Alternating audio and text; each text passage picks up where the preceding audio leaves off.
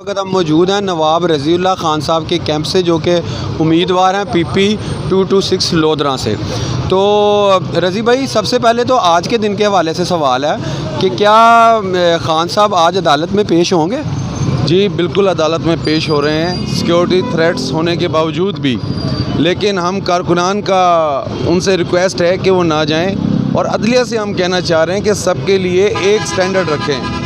अगर इरफान सदीकी के लिए ज़मानत दी जा सकती है, हमजा शहबाज को दी जा सकती है, सलमान शहबाज को दी जा सकती है, तो इमरान खान साहब को क्यों नहीं? जिनको सिक्योरिटी थ्रेट्स हैं उन पे एक्चुअली हमला हो चुका है। थ्रेट्स तो छोड़ें, एक्चुअली हमला हो चुका है। और जो करप्शन करके बाहर निकल गए, जिनको मुकम्मल सिक्योरिटी भी हासिल है, उनको आप इस्तिस्ना दे रहे हैं। तो कम अज़ कम कानून तो सबके लिए बराबर रखें।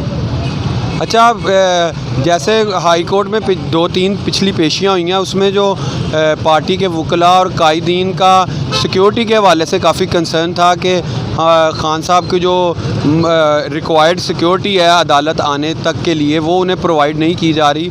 और इसी सिलसिले में जो है कोर्ट की हिदायत भी थी IG को कि वो पार्टी के कायदीन के साथ मुलाकात करके तो उनको मुतमईन करें। तो क्या पार्टी मुतमईन है जो सिक्योरिटी अब उनको प्रोवाइड की जा रही है? देखें, अदालत का एहतराम लाजिम है। गो के अदालत की तरफ से जो रवैया है वो नाकाबिल फ़हम है। क्या अदालत ये नहीं जानती कि जिन इदारों को आप सिक्योरिटी प्रोवाइड करने का कह रहे हैं, हमें असल में सिक्योरिटी थ्रेट तो उन्हीं इदारों से है, वो हमें क्या सिक्योरिटी देंगे? बहरहाल जो भी है, हमने फॉलो तो करना है लॉ को, चाहे वो लॉ को हमारे ख़िलाफ़ इस्तेमाल करें या अपनी मर्ज़ी के मुताबिक उसको मोल्ड करें, आखिर आपको सरेंडर तो करना पड़ता है। अच्छा, नवाब साहब, ऐसे है कि ख़ान साहब ने जैसे ऐलान किया है कि बुध के रोज़ से वो लाहौर से जेल भरो तहरीक का आगाज़ कर रहे हैं। ख़ान साहब सियासत में ट्रेंड सेटर रहे हैं, हमेशा नई चीज़ें मुतारफ़ करवाते हैं। ये भी हालिया तारीख़ में हम नया एक एहतजाज का तरीका देख रहे हैं जिसमें कारकुनान रज़ाकाराना तौर पर अपनी गिरफ़्तारियाँ देंगे। उस सिलसिले में ज़रा कुछ हमें बताएं कि क्या उसमें जो है टारगेट्स हैं जो अचीव करना चाहते हैं, और क्या तरीक़ाकार होगा कि आया सिर्फ़ कारकुनान ही गिरफ़्तारियाँ देंगे कि लीडरशिप में से भी कोई गिरफ़्तारी देगा? उसके बारे में ज़रा डिटेल बताएँ। बिल्कुल, असल में जो महज़ब मुआशरे होते हैं उसमें एहतजाज के पुरअमन तरीक़ों को अपनाया जाता है। बाकी इंतशार फैलाने वाली और पार्टियां भी हैं, उनके भी आपने एहतजाज को देखा है, सुप्रीम कोर्ट पे हमलों को देखा हो, इलेक्शन कमीशन पे हमले को देखा हो, एहतसाब अदालत के ऊपर हमलों को देखा हो। PTI ने तो कभी ऐसा रवैया अख्तियार नहीं किया। ये पुरअमन एहतजाज है और वो हमारा आइनी हक़ है, उसको हम इस्तेमाल करेंगे। जहाँ तक क़यादत की बात है, मैं तो अपने ज़िले की मिसाल दे रहा हूँ, हमसे जब लिस्टें मांगी गई तो सबसे पहला नाम हम लोगों ने अपना लिखवाया, और सबसे पहला फॉर्म सबमिट ज़िला लोधरा में मुझे ये एजाज़ हासिल है कि मैंने अपना फॉर्म सबसे पहले सबमिट करवाया। तो हम खुद भी कुर्बानियाँ देंगे और इंशाल्लाह हमारे साथ हमारे वर्कर्स भी आएंगे। इनके पास जगह नहीं रहेगी, लेकिन हम इंशाल्लाह इनको मजबूर करेंगे कि ये इलेक्शन करवाएं, जो कि हमारा आइनी हक़ है। देखें, हर जगह इन्होंने आइन की खिलाफ वर्जी की है। अगर इनके ऊपर आर्टिकल 6 लगना शुरू हो जाए तो मुझे बताएं, कोई पूरे इदारों में कोई बचेगा? खुदारा होश के नाखून लें। आइन एक सोशल कॉन्ट्रैक्ट होता है, उसको फॉलो करें, उसके बगैर मुल्क नहीं चला करते।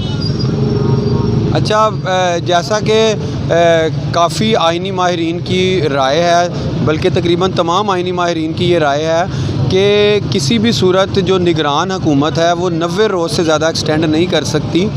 और लेकिन मौजूदा हालत में हमें ना तो इलेक्शन कमीशन और ना ही निगरान हुकूमत या वफाकी हुकूमत का कोई इरादा नज़र आ रहा है इलेक्शन करवाने का। तो इस सिलसिले में अगर वो 90 रोज़ में इलेक्शन नहीं करवाते तो पार्टी की क्या हिकमत अमली होगी? पार्टी की यही हिकमत अमली है जो हम अपना रहे हैं, गिरफ्तारियाँ दे रहे हैं। हमें पता ही इलेक्शन नहीं कराना चाहते। बाकी इदारों को हम क्या कहें, इदारा तो एक ही है, वो अपने आप को ठीक कर ले, सारे इदारे ठीक हो जाएंगे। अब तो पाकिस्तान का बच्चा जानता है। पहले तो कोई बात एस्टेब्लिशमेंट की करता था, हम लोगों को भी मुकम्मल समझ बूझ नहीं थी। अब तो बच्चे को पता है, इनसे पूछें, ये आपको बता देंगे कि हमारा मुल्क कौन चला रहा है, 75 साल किसकी हुकूमत रही है, और बाकी जितने लोग आए वो कठपुतली रह गए। खुदारा इस मुल्क के साथ तजर्बात छोड़ दें, इसको आइन के मुताबिक चलाएं। کوئی ایک مثال پوری دنیا میں مجھے آپ دے دیں جہاں پر ان لوگوں نے اپنے آئین کو چھوڑ کر چلے ہوں اور انہوں نے ترقی کی. تو خدا را ایک سسٹم کے تحت ملک چلا کرتے ہیں. مجھے یہ بتائیں 1971 میں بنگلہ دیش ہم سے علیحدہ ہو گیا اور ہم نے خوشی منائی کہ ایک بوجھ جو ہم پہ تھا وہ ہم سے الگ ہو گیا. کیا وجہ ہے کہ وہ آپ کے اس پاکستان سے جس کے پاس اتنے وسائل ہیں اس سے وہ آگے نکل گیا. ایک ہی فیکٹر تھا, ادھر اس ادارے نے دخل اندازی نہیں کی, یہاں پر اس ادارے نے دخل اندازی کی. لیکن اب چینج ہے, میں بہت پازیٹیو ہوں. انہوں نے 75 سال حکومت کی, بنگلہ دیش بھی بنوا دیا, سارا کچھ ہو گیا. اس کے باوجود بھی عوام کا والہانہ محبت تھی. سال پہلے تک ہم بھی نعرے لگاتے تھے, لیکن ان حرکتوں کی وجہ سے اب ان کی حقیقت تمام لوگوں کے سامنے آ گئی. اب مجھے چھوڑیں, ایک عام بندہ بھی ہے نا, اب کوئی انسیڈنٹ ان کے خلاف بھی ہو جائے جہاں سب سے پہلے ہم کمنٹ کرتے تھے, اب وہ ہم شک میں پڑ جاتے ہیں کہ آیا یہ کروایا گیا ہے کہ یہ ہوا ہے. تو یہ بڑا انفارچونیٹ ہے. ہم چاہتے ہیں کہ ہمارا ادارے کا وہی عزت و وقار رہے جو پہلے تھا, اور وہ اسی صورت میں بحال ہو سکتا ہے کہ یہ اپنی بیرکس میں واپس جائیں اور سویلینز کا کام ہے رول کرنا, ان کو کرنے دیں, اور وہ آئین کے تحت ہی ہو سکتا ہے. اچھا, جیسا کہ آپ نے ابھی ڈیٹیل میں تفصیل سے ذکر کیا اسٹیبلشمنٹ کے کردار کے حوالے سے, تو جیسا کہ خان صاحب نے بھی اب کھل کے بتانا شروع کر دیا ہے کہ خان صاحب کی رجیب چینج میں جو سب سے بڑا ہاتھ تھا وہ اس وقت کے آرمی چیف کا تھا. تو آپ کو کیا لگتا ہے کہ 29 نومبر کے بعد جو آرمی کی لیڈرشپ میں چینج آئی ہے, تو کیا اس کی پالیسی میں بھی کچھ آپ چینج دیکھ رہے ہیں, یا اسی باجوہ ڈاکٹرائن کا تسلسل آپ کو نظر آ رہا ہے؟ یہ ایک مائنڈ سیٹ ہے, باجوہ ہوں یا ان سے پہلے والے ہوں, اس وقت ان کو اتنی ریزسٹنس کو فیس نہیں کرنا پڑا, تو وہ نارملی اپنے ایک سٹک کے ذریعے اپنے کام چلا رہے تھے. یہ تو خان صاحب ہیں جنہوں نے ریزسٹ کیا, اس کی وجہ سے انہوں نے سختیاں بڑھائیں. جتنی سختیاں ظلم وہ بڑھاتے گئے ہیں اتنے زیادہ وہ عوام کے سامنے ننگے ہو گئے. تو اب کنگ از نیکڈ. اب ہر بچے, جیسے بچوں کو پتہ ہوتا ہے نا, وہ ان کو پتہ ہوتا ہے کہ اصل کیا ہے نقل کیا ہے, مصلیت کا شکار نہیں ہوتے. اب ان سب نے دیکھ لیا کہ کنگ از نیکڈ. اچھا, جو اپوزیشن کی جو 13 جماعتی ایک جسے آپ کہہ سکتے ہیں اتحاد ہے پی ڈی ایم کی شکل میں, بظاہر جو نظر آتا ہے اسٹریٹس پہ کہ ان کے ساتھ خان صاحب کا مقابلہ نہیں ہے, خان صاحب کا بیسیکلی مقابلہ اسٹیبلشمنٹ کے ساتھ ہے. اور جو پی ڈی ایم کے کچھ چند آپ کو حمایتی ملتے بھی ہیں جو کہ یہ کہتے ہیں کہ ہم ان کو سپورٹ کرتے ہیں, ان کا بیانیہ آج کل یہ چل رہا ہے کہ جب بھی الیکشن ہوگے تو ووٹ تو فرشتے ڈال کے جائیں گے اس وقت, تو جن کو فرشتے ووٹ ڈالیں گے وہی جیتیں گے.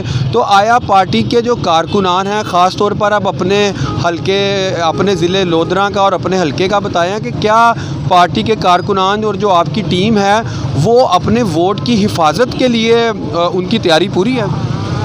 پہلے تو میں آپ کو یہ بتا دوں کہ یہ الیکشن پی ڈی ایم مقابلہ پی ٹی آئی نہیں ہوگا. یہ الیکشن عوام بمقابلہ نظام ہوگا. ہم لوگوں نے اپنی مکمل تیاریاں کی ہوئی ہیں. اگر پھر بھی اگر آپ سمجھتے ہیں کہ فرشتے ووٹ ڈال جائیں گے کامیاب ہو جائیں گے, ہوگا کیا؟ اس گورنمنٹ کی کریڈیبلٹی کیا ہوگی؟ جیسے آج بھی تو ان کی گورنمنٹ ہے, کیوں ہمارا معاشی سسٹم سارا شے تباہ ہو گئی؟ اس کی وجہ یہ ہے کہ عوام کا جب تک کانفیڈنس آپ کو حاصل نہ ہو آپ ملک نہیں چلا سکتے. اگر یہ چیٹنگ کر کے آ جاتے ہیں تو نظام تو سسٹم تو پھر یہی ہوگا. آخر میں یہی ہونا ہے کہ عوام کے ہاتھ ہوں گے اور ان کا گریبان ہوگا. تو میرا ان کو مشورہ ہے کہ اس وقت سے یہ بچیں. جی بہت بہت شکریہ. جیسا کہ آپ نے سنا کہ نواب رضی اللہ خان صاحب نے بھی کہا کہ دنیا کی جتنی بھی مہذب اقوام ہیں وہاں پر پچھلے 300, 400, 500 سالوں سے یہ اسٹیبلش ہو چکا ہوا ہے کہ جو آخر کار حکومت کس نے کرنی ہے اس کا اختیار اس ملک کی, اس ریاست کی عوام کو حاصل ہے. تو اس لیے اگر آپ بھی اپنے ملک میں معاشی اور معاشرتی اور سیاسی استحکام چاہتے ہیں تو اس کے لیے یہ جو عوام کا اختیار ہے جو ہمارے آئین کے اندر بھی لکھا ہوا ہے کہ اقتدار اعلیٰ کا مالک اللہ تعالیٰ کے بعد پاکستان کی 23 کروڑ عوام ہے، یہ اختیار ان کو دیں، وہ چاہے اے کو اقتدار میں لے کے آئیں، بی کو لائیں، سی کو لائیں، جس کو وہ اقتدار میں لائیں اس کو 5 سال کے لیے آپ مکمل جو ہے آزادی سے اپنا منشور امپلیمنٹ کرنے کا موقع دیں، تبھی یہی ایک طریقہ ہے جس سے ہم ترقی کی راہ پر چل سکتے ہیں، اس کے علاوہ اور کوئی شارٹ کٹ نہیں ہے۔ بہت شکریہ جی۔